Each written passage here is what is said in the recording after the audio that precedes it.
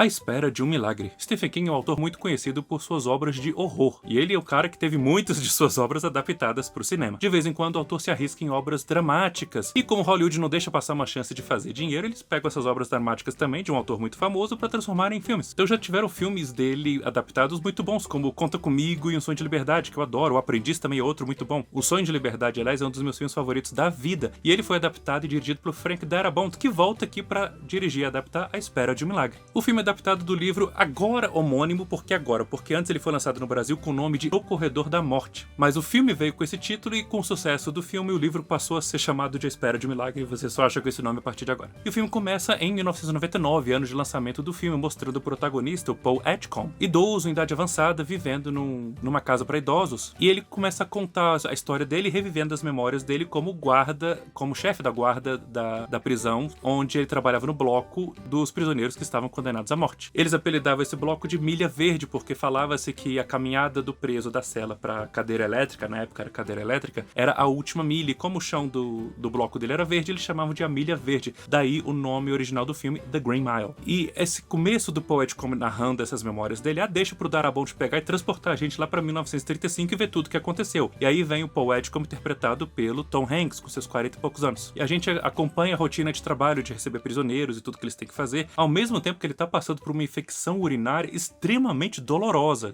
debilitante mesmo. Ele é um cara que tem a filosofia de manter os prisioneiros sempre serenos, sempre calmos, pra manter o clima da coisa ali melhor, né? E ele tem uma relação de trabalho ótima com os subordinados dele. E o Tom Hanks traz aqui esse cara que é muito calmo, muito centrado, mas muito assertivo. Mas a paz do lugar ali tá ameaçada pela chegada do novo recruta, que é o Percy Wetmore, que é um cara extremamente mimado, que usa de sadismo e violência pra assediar os colegas e os outros presos. E ele faz tudo isso porque ele não tem o menor medo de consequência, porque ele é sobrinho de alguém que é ligado ao governador, então uma ligação dele e ele ganha tudo que ele quer. E o ator que faz o Percy, que é o Doug Hutchison, ele acerta em cheio, porque ele traz esse bully, esse valentão, né, esse cara mal, mas ao mesmo tempo ele mostra que ele é ridículo. Ao mesmo tempo que ele consegue deixar transparecer uma camada gigante ali de insegurança e covardia que o personagem dele fica em vão tentando esconder. E temos outros dois recém-chegados que podem mudar esse status quo de paz aqui do bloco do Paul Edgecombe. Um é o Willie Wharton, que é interpretado pelo Sam Rockwell. O Sam Rockwell é um ator excelente, tá ótimo nesse papel também. Ele faz um cara extremamente desumano, extremamente asqueroso. Você tem ódio dele,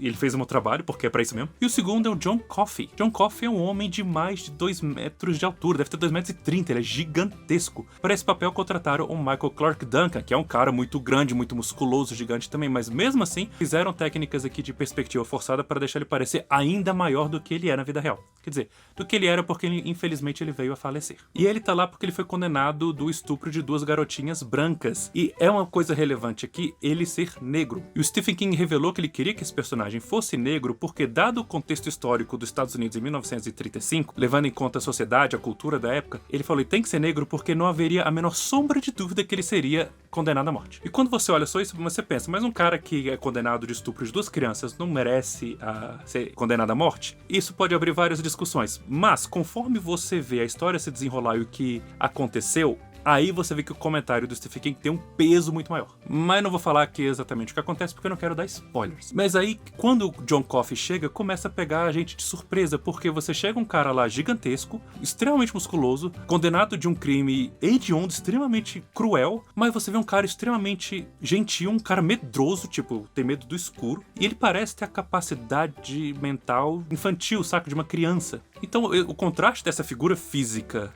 tão grande, até ameaçadora, com a maneira de agir dele, te pega de surpresa do começo, e aí levanta essa curiosidade, você fica preso no filme do começo. E aí você embarca numa jornada emocional que você não estava esperando, que discorre sobre a crueldade e a bondade das quais o ser humano é capaz. O Frank Darabont, o diretor, né, ele disse numa entrevista que esse filme não teria funcionado se o ator que fizesse John Coffey não estivesse perfeito, e que o Michael Clarke Duncan estava perfeito no papel. E é verdade, foi o melhor trabalho da vida dele, de longe, e ele está realmente magnífico aqui. Ele faz um cara frágil, vulnerável, que vai conquistando os guardas e a gente. E assim o filme vai levantando questões morais aqui, porque a gente vai se conectando com o cara, os guardas vão se conectando com o cara, mas ele tá lá condenado de um crime horroroso, e a gente se pega se questionando como é que eu tô me conectando com esse cara que fez uma coisa tão horrorosa. E como eu falei da história antes, a resposta disso vem, e quando vem, dá um soco assim emocional que, olha, pouco filme faz isso. Por este filme, o Michael Clarke Duncan foi indicado ao papel de melhor ator coadjuvante merecidamente. É interessante notar essas técnicas aqui de perspectiva forçada pra deixar ele parecer muito maior do que ele é de verdade. Você tem o uso de ângulo de câmera pra forçar alguma coisa, você tem plataformas que a gente não tá vendo, mas o ator tava ali em cima pra parecer maiorzão. Você tem móveis construídos em versões menores, móveis com os quais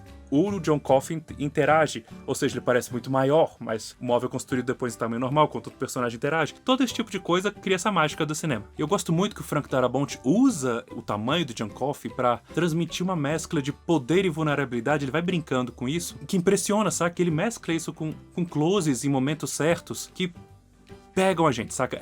Não é à toa que a coisa tá ali, dá um impacto na hora. Veja, por exemplo, a cena em que um dos personagens tá assistindo um filme e a projeção do filme tá vindo por trás. Então, quando mostra ele aqui assim, meio de perto, de close, tem uma luz saindo aqui por cima, saca? Então, com a luz saindo e a câmera que tá num close, mas um close de baixo pra cima, que é o chamado contra-plongé, dá uma ideia de elevação do personagem junto com aquela coisa meio luminosa passando por cima, fica uma coisa etérea, angelical até. E isso faz um sentido gigantesco no filme, saca? Eu não posso falar aqui o que é, mas se você já viu o filme, você deve saber do que eu tô falando. Ainda mais porque esse artifício ganha um peso muito grande, porque depois de 1 hora de filme, o filme traz um elemento místico que você não sabia de onde vinha. Que causa uma surpresa muito grande, porque na hora que ele aparece, ele muda o jogo, ele muda a expectativa, o escopo da coisa, o escopo da trama sendo lidada ali, do conflito. E é bem encaixada na trama. E eleva a força, o impacto, o peso da jornada emocional pelo que todo mundo por ali passa. Outra coisa que eu esqueci de falar, lembra que eu falei por que o filme chama Milha Verde, Green Mile? No começo do filme, onde o Paul Edgecombe tá, onde ele tá andando, e também no filme também, olha pro chão.